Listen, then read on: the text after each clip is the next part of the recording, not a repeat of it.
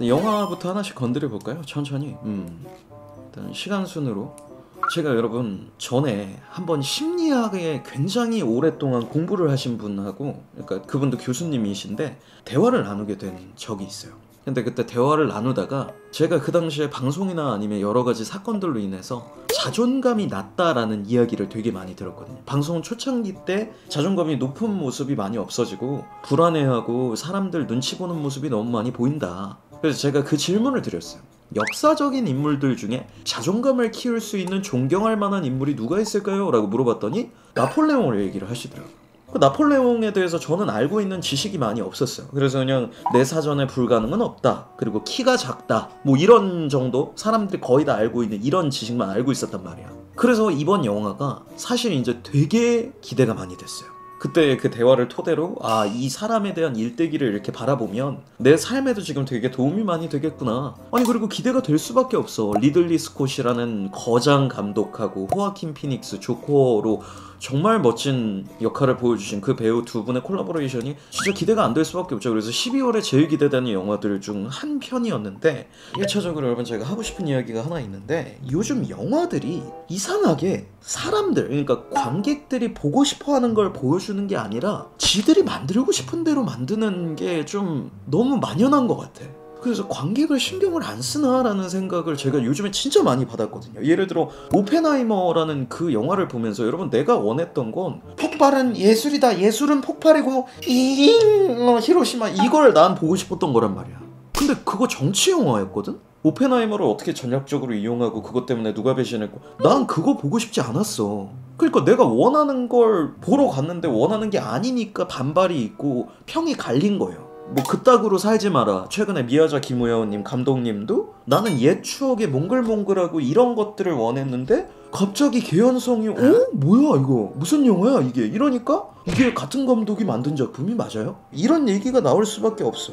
근데 여러분 나는 이번 영화에서 사실 내가 가장 원했던 건 뭐냐면, 나폴레옹 진짜 개쩌는 사람입니다 여러분. 박수 한번 주세요. 나 이걸 원했단 말이야. 근데 이거 로맨스 영화야. 그러니까 이게 뭐지? 내가 이런 영화를 보고 싶어서 내가 온 게 맞나? 예를 들어 오펜하이머 지금 나온 것도 그렇고 미야자키 하야오 감독도 그렇고 나폴레옹, 이 세 편을 기준으로 생각했을 때 저는 개인적으로 나폴레옹이 제일 별로였어요. 이제 왜 그런지에 대한 이야기를 이제 제가 좀 해봐야 될 것 같은데, 그러니까 1차적으로 여러분 이제 문제점들과 좋은 점들을 이제 제가 섞어가지고 이야기를 좀 해보면, 나폴레옹 매드무비를 만들려고 했어. 그러니까 제작사든 누구든 나폴레옹에 대한 영화를 만든다니까 나폴레옹 매드무비 만들어주세요 라고 얘기했는데, 매드무비가 뭐예요? 이 생전 고인의 개쩌는 그 모습들을 보이시겠습니다. 그리고 전쟁 때 우승하고 뭐 이런 것들을 보여줘야 되는데, 매드무비를 단어를 직설적으로 해석해서 고인이 생전에 했던 미친 짓을 한번 쭉 봐볼까요 여러분? 박수치는 새끼들 박수가 쏙 들어가게 해드리겠습니다. 이런 식으로 나폴레옹이 생전에 했던 미친 짓들을 이상한 방식으로 만든 게 아닐까? 라는 생각이. 그래서 여러분 진짜 나 무슨 생각이 들었냐면, 리들리 스콧이라는 이 감독이 학교 다닐 때 나폴레옹이랑 학교를 같이 다녀서 나폴레옹한테 개쳐맞은 거예요 매일. 그래서 나폴레옹한테 학교 폭력을 당해서 이 새끼가 복수를 했나, 나폴레옹이 리들리 스콧 담당 일진이었나 싶은 정도로 사람을 병신 새끼를 만들어놨어요. 자, 이번 최근에 나온 영화 중에 서울의 봄이라는 엄청난 영화가 있었어요. 자, 이 영화는 그냥 내용이 뭐야? 자, 군부 독재 시절에 박정희라는 첫 번째 그걸 이끌었던 사람이 결국 부하 배신으로 죽었어. 그 다음에 전두환이라는 그 대통령이 집권하기까지의 사건을 다룬 영화란 말이야. 근데 그게 여러분 실제 그 사건이 있었던 시간이 11시간인가 그래요. 근데 그걸 이제 뭐 어쩌고저쩌고 해야 돼서 이제 줄이니까 이제 그게 2시간 몇 분이 된 건데, 너는 그 영화를 보면서 와 이게 되게 짧은 영화이지만 진짜 어마어마하다, 되게 훌륭하다, 난 그 생각을 되게 많이 했거든. 근데 여러분 이게 완전 그냥 연대기순으로 이때 무슨 전투 있었고 이때 무슨 전투 있었고 뭐 이런 식으로 그냥 넘어가거든 영화가.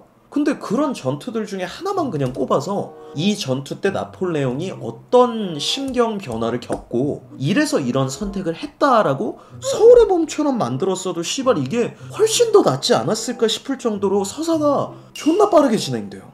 프랑스 대혁명 마리 앙뚜아네트가 빵이 없으면 컵라면 처먹으면 되지 이 씹덕 새끼들아, 뭐 이거 그냥 목 자르고 끝나고 넘어가 버리고, 아니 갑자기 무슨 쿠데타를 반란 대포로 그냥 한 번 쏘니까 끝나네? 아니 이게 역사적으로 내가 그런 걸 잘 모르지만서도 이게 이렇게 흘러가는 게 맞나? 그게 좀 정말 이상해요.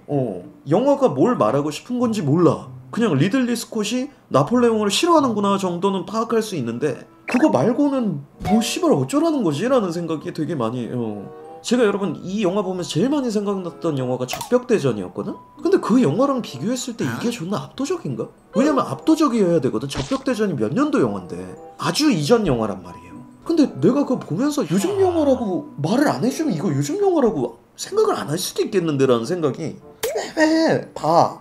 뭐가 굳이 장점을 진짜 뽑자면 뭐 고증을 되게 잘 했어요. 뭐 예를 들어 뭐 그 당시 상황의 옷들, 그 다음에 이제 그 당시에 유럽은 이제 샤워나 이런 문화가 많지가 않아서 씻을 때도 물을 조금만 해가지고 뭐 겨드랑이만 씻는다든가 이런 식의 방법. 그리고 편지를 보낼 때 그 편지에 향수를 이렇게 뿌려가지고 편지를 이제 여기다 이렇게 비빈다든가 뭐 이런 고증들. 그 다음에 이제 음악도 이제 그 당시 음악을 사용했다는 멋진 이제 디테일들이 숨어 있지만 그걸 알아내기까지 시간이 너무 많이 걸려. 그러니까 내가 샤워하면서 이 영화에 대해서 생각하면서 아니, 도대체 장점이 뭐가 있지라고 생각했을 때 그냥 굳이 찾을 수 있는 정도? 그래서 뭐 웃긴 파트도 존나 많아요. 나폴레옹의 풀 이름이 나폴레옹 보나파르트가 이 사람의 풀 내용이거든? 그러니까 보나파르트가 성이에요. 우리나라로 따지면 김이고 나폴레옹이 준표인 거지. 근데 이제 나폴레옹을 부를 때 거기 있는 사람들이 보나파르트, 우리 대포는 어떻게 옮겨야 되는가. 그러니까 이게 이제 한국말로 직역하면 어이 김씨 박격포 날러 족같은 소리 하지 말고 이런 이제 얘기들. 그거 웃겨요 좀.